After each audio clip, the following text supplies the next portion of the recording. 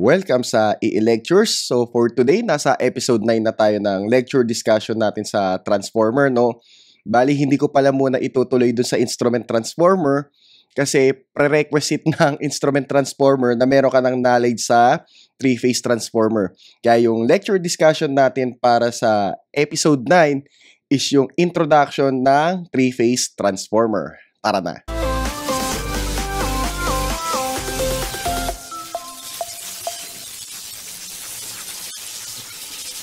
So, ang lecture discussion natin is about three-phase transformers. Katulad nitong nasa picture natin, no?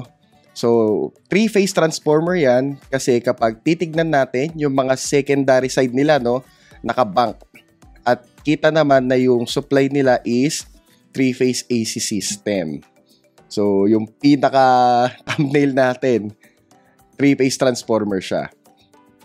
So yan, bali, large-scale generation of electric power is usually three-phase at generated voltage, so mga 6 or 13.2 kV or somewhat higher. Tapos, syempre, di ba, once na magta-transmit tayo ng electrical power, kailangan i-transmit siya at high voltage para mababa yung voltage drop at yung power loss. So, yung transmission is generally accomplished at higher voltage of 69, 150, 138, 230 and 500 kV, or sabihin natin meron pa tayong 34.5 yung pababa, for which the purpose, three-phase transformer yung kailangan natin doon para i-step up yung generated voltage. At saka kasi, di ba, yung mga generator kasi natin sa planta is three-phase. So, yung transformer na kailangan mo doon is three-phase din. Pagdating naman sa load center, syempre, di ba, hindi naman tayo makakagamit ng high voltage. Yun yung time na kailangan natin i-step down naman yung mga voltages. Papunta sa mga distribution, 13.8, ayan, 8, 7.62, 4.16. Pero syempre, di ba, yung mga appliances natin sa bahay, hindi naman kaya ng mga ganyang voltage. Kaya yung mga yan is reduced pa, no, para ma-utilize. So, some of our three-phase machine, mga 440. Tapos, karamihan na ngayon is 400 volts. And most of household is 230 volts.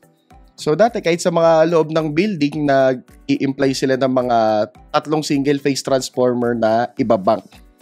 So as a discussion natin, di ba, dun sa electrical circuits 2, yung sa generation ng three phase, yung three phase is nabubuo lang kapag meron kang tatlong single phase. Bali dun sa three phase transformer, kailangan mo ng tatlong single phase transformer. So, may mga ibang building sa loob nila, meron silang tatlong transformer bank and then i-interconnect. Pero, with the advent of technology, so gumagawa na sila ngayon, no, ng isang salpakan na lang, three-phase transformer na, katulad nito. So, yan, bali, meron tayo picture ng isang package na lang, no, yung three-phase transformer bank natin. So, meron siyang tatlong coils ng low voltage winding and high voltage winding. Tapos, ipag-i-interconnect na lang kung Y or Delta. So, ngayon, tignan natin yung mga bankings na available sa mga three-phase transformer. So, sa Y connection, yung unang banking natin is YY. So, yung connection na to is most economical for small, high-voltage transformers because yung turns per phase and the amount of installation required is minimum. Katulad nga ng sabi natin, di ba, yung design principle is per phase. So, kung per phase, di ba, yung voltage level ng mga bawat coil is nakabase sa phase voltage. Eh, yung phase voltage sa Y, di ba, is B phase is equal sa VL over square root of 3. So, kung meron kang 400 volts sa secondary, di ba, yung reference ng insulation mo is nasa 230. Kasi 400 volts divided by square root of 3 is 230. So, ito yung pagbabasihan niya, hindi yung 400. So, makakatipid ka kung ayan yung gagamitin mo. Tapos, syempre, yung advantage pa nito, kung meron kang neutral, di ba, makakapag-offer ka ng dalawang class of voltages. Tandaan nga lang, yung turns ratio na tinatawag natin is applicable for phase values. Kasi di ba sa three-phase, meron tayong tinatawag na mga line value at phase value. So kung ano yung mga natutunan mo dun sa electrical circuits dun sa polyphase, dadalhin mo dito. So dapat alam mo yung nature ng Y tsaka ng delta. So, tandaan, yung turns ratio natin is applicable lang para sa face values. So, yung E sub 1 tsaka E sub 2 dun is per face. And then yung I2 and then I sub 1 is per face. Pero at times, binibigyan ka ng mga transformer, di ba? Let's say, may 3-phase transformer ka, 7.2 kV is to 230. Mukha mang turns ratio yan, pero yung value na yan is dalawang line voltages yan. So, kung gusto mo malaman yung turns ratio talaga nila, is kunin mo yung phase voltage nung bawat primary at secondary. So, magdedepende yun sa banking. So, for Y system natin, di ba, yung current natin, yung line current natin is equal sa phase current. So, both siya for primary and secondary. And then, pagdating naman sa line voltage, ayun nga, transpose mo lang to, yung line voltage is equal sa square root of 3 ng phase voltage. Bali, ito yung formula mo. So, ito yung sample schematic diagram niya. Pero kung gusto mo nang drawing actual ng transformer, lalabas, meron kang tatlo. Sabihin natin, ito, meron tayong tatlong transformer. So, transformer 1, coil 1, tapos yung pares nung coil 2, tapos yung pares ng coil 3. And then, ang gagawin natin ngayon, ibabank natin ng Y yung primary, Y yung secondary. Eh di ba yung mga Y system is meron sila isang common point of connection, kita natin dito. So, ang gagawin natin connection, bali ganito lang. So, i-jump natin, connect dito. Jump natin, connect dito. So, meron kang tatlong terminal and then yung mga isang legs nila, merong common point of connection. So, ganun din sa secondary. Ganun lang gagawin natin. I-connect lang rin natin yung mga kabilang side nila at common point. Ayan, meron na tayong banking ng YY. So, sunod naman natin is yung ibang banking. Ngayon, meron naman tayong delta-delta connection. So, this connection is economical for large, low-voltage transformers in which insulation problem is not so urgent. Kasi nga, di ba, yung design ng transformer is per phase. So, kung ang gamit mo delta, yung B phase is equal sa VL. So, ibig sabihin, di ba, makapal yung insulation yan. So, malaki yung insulation requirement niya. Kaya kung hindi naman problema siya, okay siya. So, because it increases the number of turns per phase. So, ano yung best features na pinapakita ng delta? So, no difficulty sa experience ng unbalanced loading as in the case of YY connection. So, yung YY connection, kailangan nila ng neutral para mabalance nila, no? Mabalansin nila yung system just in case na mayroong unbalanced loading, which is yun naman yung parating nangyayari sa reality. Pero kung YY na walang neutral, nako, magkakaroon ka ng unbalanced phase voltages between the phases. So, yun yung advantage ng delta-delta compared dun sa Y na walang neutral. So, yung 3-phase voltages remain practically constant regardless dun sa load imbalance. So, yun yung magandang property ng delta. Tapos, hindi lang yun. So, meron tayong added advantage para dito sa connection na to. Kasi kapag yung isang transformer is nasira, kaya pa rin mag-continue mag-operate ng system. So, matatawag na siyang open delta or VV connection, which siya yung magiging next na discussion natin dito sa 3-phase transformer. So, part 2 na siya. So, yun, although reduced available capacity, so yung reduced capacity is 58% na lang or 57.7, pero hindi niya nasasalo yung 2/3 or yung 66.7 ng normal value. So, doon na lang natin siya i-explore once na nandun na tayo sa open delta. So, for delta, bali, ganun pa rin yung turns ratio, i-apply pa rin natin sa mga phase voltages and phase current. So, since delta yan, yung B phase is equal sa VL. So, yung VL equals sa V phase. And in terms naman dun sa line current, yung line current is square root of 3 ng phase current. So, bali, ganun lang siya. Ang gawin naman natin ngayon, mag-drawing tayo ng banking, no? Okay. So, tatlong transformer ulit. So, ano magiging itsura niyan, no, kapag delta-delta? So, once na magawa natin yung sa delta-delta, kaya nyo na gawin kapag nag-combination yung Y-delta or delta-Y. So, karamihan ng mga factory, no, na kung gusto nilang dire-diretso yung operation nila, walang puknat, maganda tong delta-delta connection. Kasi 'di ba, just in case na merong bumigay na isang transformer, kaya pa rin nilang mag-operate. So yung connection ng delta, dulo-dulo siya 'di ba, paikot. So kung magko-connect tayo, ganito itsura niyan. Iko-connect agad natin doon sa kabilang terminal. Okay? So yung kabila, ganun din. And then yung pangatlo, ko-connect siya doon sa dulo naman nung pangunang transformer. So ayan, bali meron ka ng delta banking. So, ganun din gagawin natin sa kabila. Dugtong lang. So, dugtong lang. Pagdating dito, ayan. So, delta-delta na yung banking natin. So, yung susunod naman natin is yung Y-delta connection. So, yung pinaka-main use nito is sa substation end, no, ng transmission line na kung saan yung voltage is kailangan ma-step down. So, dito magkakaroon tayo ng phase shift, no? So, tandaan, kapag magpaparallel tayo ng 3-phase transformer, dapat pare-parehas yung banking nila. Hindi ka pwede magparallel ng Y-delta, tapos yung susukbit sa kanya is delta-delta or Y-Y. So, dapat halos same lang sila. Para kapag nagkaroon ng phase shift, ma-accommodate. Alam naman natin, di ba? Kapag bumaba tayo ng phase voltage, may galaw yun na negative 30 degrees. So, mula phase voltage, kung aangat siya sa Y, gagalaw naman siya ng positive 30 degrees. Kung ang phase sequence mo is ABC. Pagdating sa delta, wala kang problema doon kasi hindi naman nagkakaroon ng phase shift. So, pagdating sa turns ratio, sila-sila pa rin yun. Okay?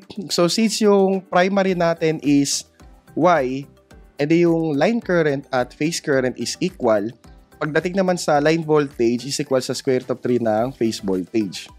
Since delta ay secondary, pagdating naman sa current, ang line current is square root of 3 ng phase current and then yung line voltage is equal sa phase voltage. So, huli ko na i-drawing to.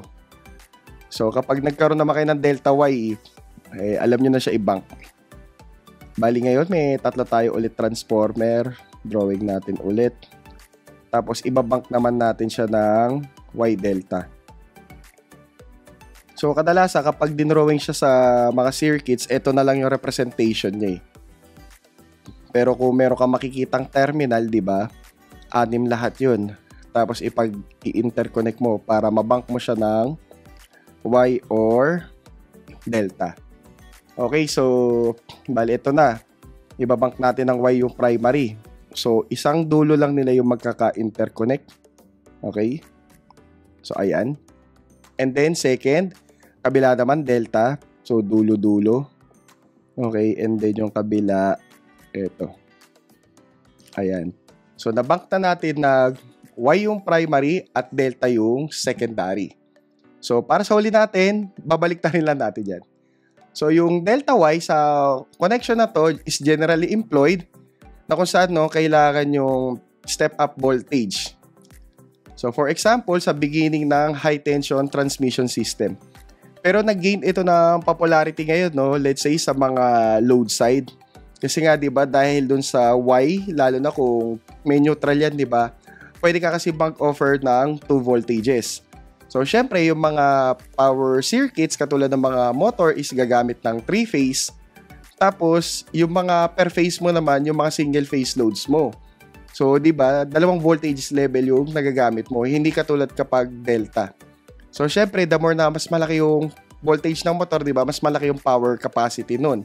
Mas merong na-offer na flexibility, yung Y bank na connection na merong neutral. So, yun, pagdating sa turns ratio, same pa din. I-apply mo pa rin siya sa mga phase values. Yun nga lang, kailangan mong i-judge, ano ba yung connection, tas ano yung nature dun sa connection. So, kung delta, di ba, yung line current is equal sa square root of 3 ng phase current. Pagdating naman sa voltage, equal yung line voltage sa phase voltage.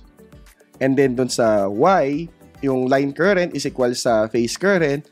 Pagdating naman sa voltage, siya naman yung baliktad. So, square root of 3 ng phase voltage.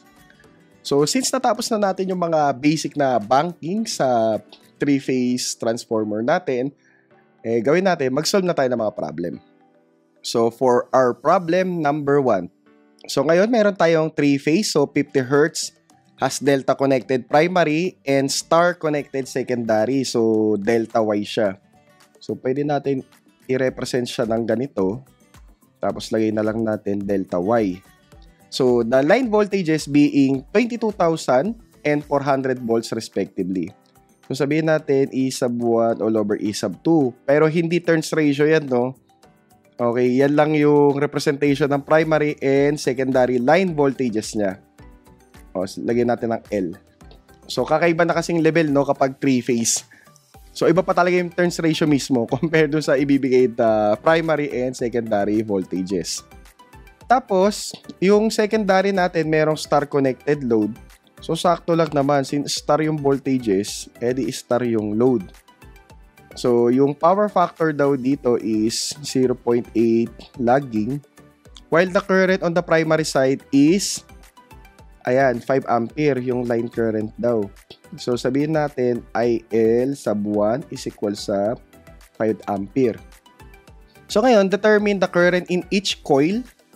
So, yung ibig sabihin ng each coil dyan, ito diba? Saan ba gawa yung 3-phase transformer ulit?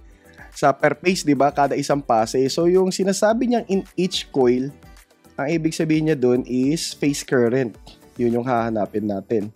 So, para sa required natin, meron tayong I phase 1 and then I phase 2. Tapos, pinakahuling tanong, what is the output of the transformer in kilowatt? E di yung power, okay? So, sabihin natin, square root of 3, VL sub 2, IL sub 2, cosine theta. So, ganyan natin siya i-solve. Okay, so solution. So, kailangan natin ng phase current, di ba, sa primary at secondary. So, since ang primary natin is delta, di ba, delta yung primary natin, we can say na yung phase current dun is equal sa IL sub 1 all over square root of 3. So, yung magiging sagot natin dyan is 5 over square root of 3. Or, so yan, 5 over square root of 3. So, 2.88. So, akin, okay lang na isulat na 5 over square root of 3. So, ayan. Yung susunod naman natin is yung phase current sa secondary. Para makuha yan, kailangan natin ng turns ratio. Diba yung turns ratio natin, ibay lang natin ang kulay. So, yung turns ratio natin is yung I phase ng secondary all over I phase ng primary. So, lalabas yung I phase ng secondary is equal sa A I phase ng primary. Ngayon, wala pa tayong turns ratio. Kasi nga, diba, yung turns ratio must be yung phase voltage ng primary at secondary. So, since ang primary natin is delta, diba, we can say na yung phase voltage dun, okay, yung B phase ng primary is equal sa VL ng primary. Pagdating naman sa secondary, yun yung mag-iiba. So, yung B phase kasi ng secondary is equal sa VL sub 2 all over square root of 3 since Y yung secondary. So, with that, tingin ko pwede na natin masolve yung I2. So, yung I phase 2 is equals to, so, lagay na natin, no, 22,000. So, ito yung magiging turns ratio natin. Divided by, so, 400 volts over square root of 3. So, may expression na tayo ng phase voltage ng primary at phase voltage ng secondary. And then, doon natin i-multiply itong 5 over square root of 3. Okay? Na ampere. Para malaman natin yung phase voltage sa secondary. Okay? So, store lang natin ito sa Y. Tapos, ito na yung A prime natin. So, 22,000. Okay, divided by, so, 400 over square root of 3. So, yan, dapat parehas per phase yan, no? At dapat i-justify mo kung ano yung connection. Kasi pag di mo na-justify, ako, yari ka. Okay, and then, i-multiply natin si phase current natin sa primary. Ayan, so yung phase current natin sa secondary is 275. So, 275 ampere. So, okay na yung secondary current natin dun sa coil. Ano na yung susunod? Yung power. So, para dun sa power, so, square root of 3, VL2, meron na, which is 400, IL2. So, since Y yan, yung IL2 mo is equal sa I phase 2, which is equal sa 275 ampere. Okay? So, yung magiging power natin, output natin dyan is square root of 3 times 400 volts times 275 ampere times 0.8. So, yung true power natin, okay, so square root of 3 times 400 times 275 times 0.8. So, ayan siya. So, 152,420.471. Pero kailangan naka-kilowatt daw, di ba? So, 152,000 and 420.471. 420.471 watts. Okay, para maging kilowatts, di ba? 1 kilowatt divided by 1,000 watts. So, i-divide lang natin by 1,000 yung sagot. So, divided by 1,000. So, ayan, 152.42 kilowatts. So, ayan yung mga sagot natin sa problem number 1 sa 3-phase transformer part 1. Problem number 2. Bali, meron tayong 500 kVA. Okay, 3-phase 50 Hz na transformer. Tapos, meron siyang line voltages. Ayan, so, sabihin na lang natin, EL sub 1 and then EL sub 2. Na 33,000 and 11,000 dun sa secondary. And then, yung banking nila, so lagay na natin dito, is delta Y na naman. Sayang, wala tayong mga YY ah. Tapos, yung resistance per phase, so ito na yung representation nila. So, R1 is equals to 35 ohms. And then, R2 is equals to 0.876 ohms. Tapos yung iron loss or yung core loss or yung no load loss is 3,050 watts. So, calculate the value of efficiency. So, ito yung pinapahanap, no, yung required. Okay, so percent efficiency at 1/2 of full load. So, sabihin na lang natin half load. Okay.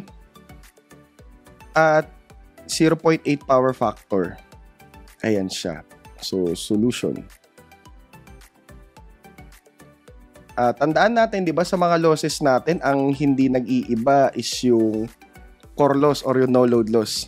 So, mapa-half load yan, 3,050 pa din yan. So, yung tatamaan dyan is yung copper loss. Okay? So, yung percent efficiency natin, kung sasagutan natin yan, is equal yan sa power output all over power output plus losses. So, tandaan natin, yung losses natin is composed of copper loss at saka core loss. So, pagdating dito sa problem na to, wala na tayong problema sa core loss kasi 3,050 watts na siya.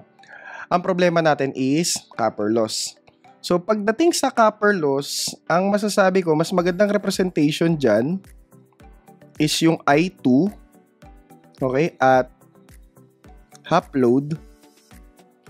Tapos, yung gagamitin natin, since I2, secondary side, nandun yung load, and the RE sub 2, yung gagamitin nating resistance. So, I2 at half load squared times RE sub 2.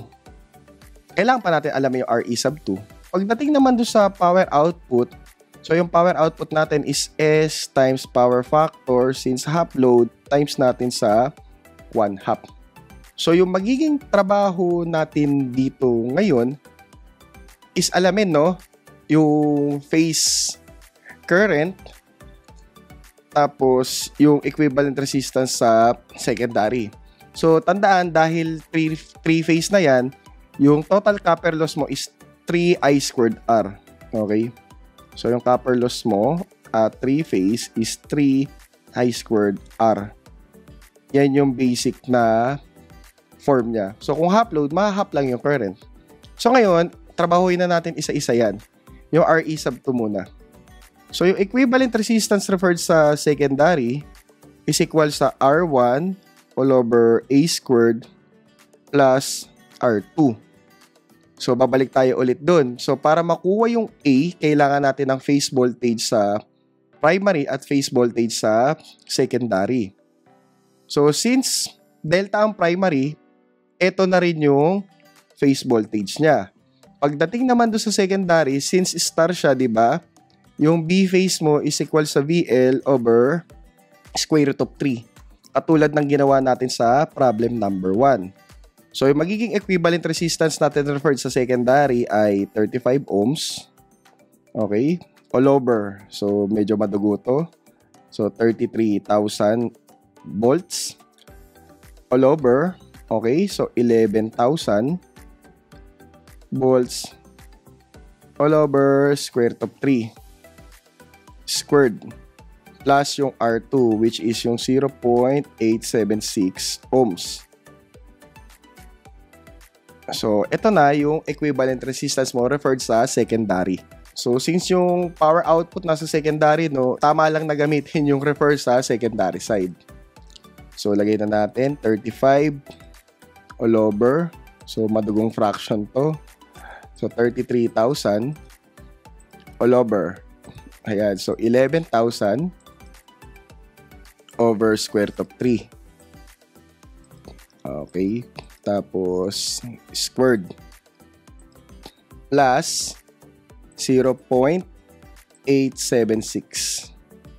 So, yung resistance natin referred sa secondary is 2.172 ohms. So, store lang natin yan. Okay. So, 2.172 ohms. Okay na yung referred natin sa secondary side. So, madali na lang yung I2. So, tandaan, ang secondary side natin is Y. Okay? So, yung I phase natin sa secondary is equal lang dun sa IL ng secondary since Y siya. Okay?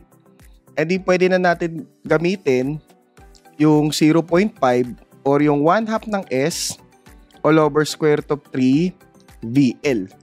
O, di ba? Kuha kagad natin yung phase current sa secondary. So, that means, pwede na natin makuha yung efficiency. Okay, so, diretso na tayo sa percent efficiency. So, medyo jump pack lang yung equation natin. Okay, power output. So, kalahati. So, iabang na natin 1/2 ng full load, which is si 500 kVA. Okay. Times 0.8 power factor. All over. So, yung kalahati ulit, yung power output. So, 500 kVA. Tapos, times 0.8. Plus, unahin na natin si core loss, 3,050 watts. And then, yung copper loss natin. So, ito yung medyo malaki. So, 3. Tapos, I squared R, diba? Yung kalahati dapat. So, 0.5 ng 500. Okay, so 500 kVA. All over, square root of 3. Tandaan, dahil secondary yan, di ba, VL sub 2. So, yung VL sub 2 natin is 11 kV. So, yan, kung kaya ng calculate mo, pwedeng diretso na lahat yan. And then, yung resistance referred natin sa secondary, which is 2.172 ohms. And then, ayan, no, so times mo sa 100%. So, ayan, bali, makukuha mo na yung sagot. So, for that, isa-isahin muna natin, i-store natin sila, no. So, yung kalahati muna nung power, so 0.5 times 500 kV times 0.8 power factor. Ilalagay ko na lang siya sa letter B. Okay? And then, yung kuryente natin, siya na lang yung ilalagay ko sa A. Which is yung 0.5 na 500 kVA all over square root of 3. Tapos yung secondary voltage na 11 kV. Okay, store natin sa letter A.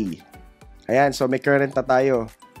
So kapag sinulat na natin sa calc yan, so power output all over power output plus yung core loss 3050 plus 3 yung current squared times yung resistance referred sa secondary side. And then, multiply natin by 100%. So, ayan. Yung sagot natin is 97.956%. So, yan yung efficiency at half load tapos 0.8 power factor. So, 97.956%. So, ayan yung sagot natin sa problem number 2. And then, for our last problem, so, meron tayong 3-phase. So, hindi niya sinabi kung ano yung connection, no? Pero tignan natin kung magmamatter ba to.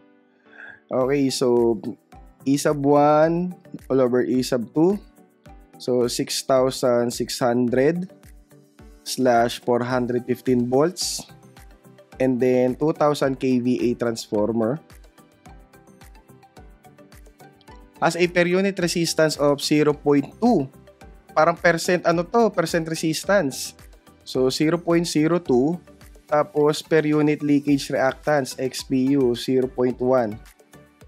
So, hope no, na dito sa point na to, kahit pa paano sana napanood nyo na yung per unit system do sa power system. Kasi, kukuha tayo ng idea dun tapos isasalpak natin dito.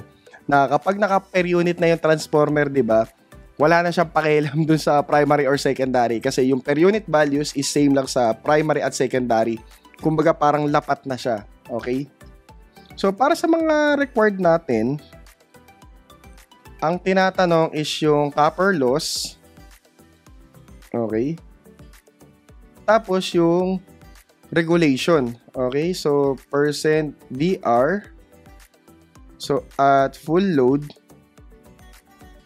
Tapos, 0.8 power factor lagging.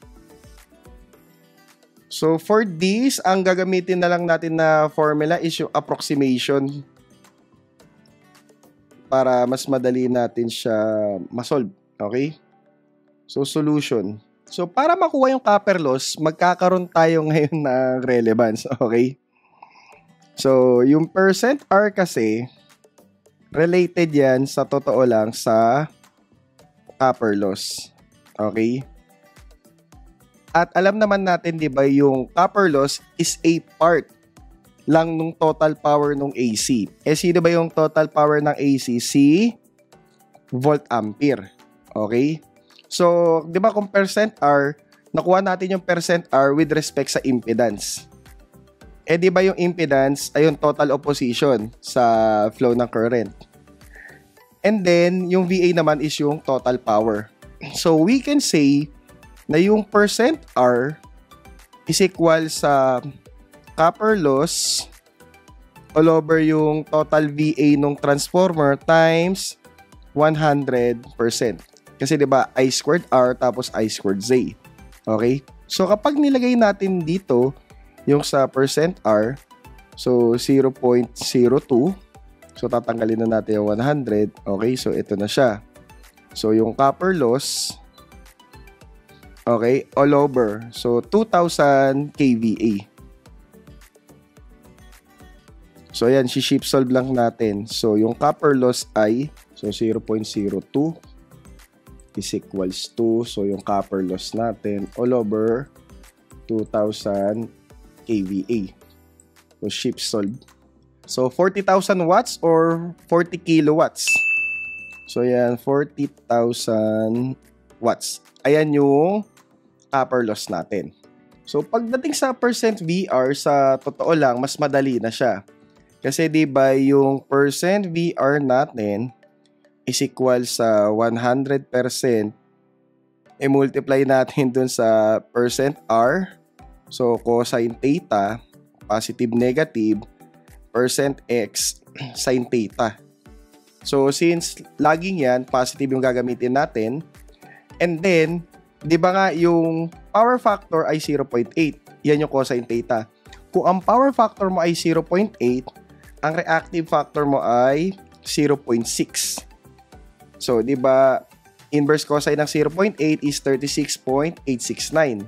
So, pag nag-sin 36.869 ka, 0.6 yun. So, pwede na natin to i-diretso. So, 100% multiply by, so 0.02 multiply by 0.8 plus, so yung leakage reactance na 0.1 and then times 0.6. So, kuha na natin yung percent VR. So, 100 multiply by 0.02 times 0.8 plus 0.1 times 0.6. Okay, isa pang close. So, 7.6%. So, ayan yung percent voltage regulation. So, ayan yung mga sagot natin para sa problem number 3. As you see, no, yung manner ng computation ng 3-phase transformer parang same lang dun sa single phase sa mga pinapahanap sa atin. Nagkakaroon lang ng twist kapag kailangan na natin gamitin yung transformation ratio. Kasi nga, di ba, bago tayo gumamit ng transformation ratio, kailangan naka-phase values na yung voltage or yung current. So, kailangan mo i-identify kung ano ba yung connection at ano ba yung property ng connection na yun with regards sa phase voltage na or phase current. So, ganun yun sa 3-phase transformer. So, dito nagtatapos yung lecture natin sa part 1 ng 3-phase transformer. Sa part 2 naman, ang discussion natin is yung open delta bank ng transformer. So, kung nakatulong sa inyo itong lecture video na to, please share no, sa mga kapwa EE students nyo para meron silang supplementary materials para sama-sama tayong lumakas yung foundation natin dito sa EE. So, see you sa mga future episodes dito sa EE Lectures and The Lord of Stories Podcast. Bye!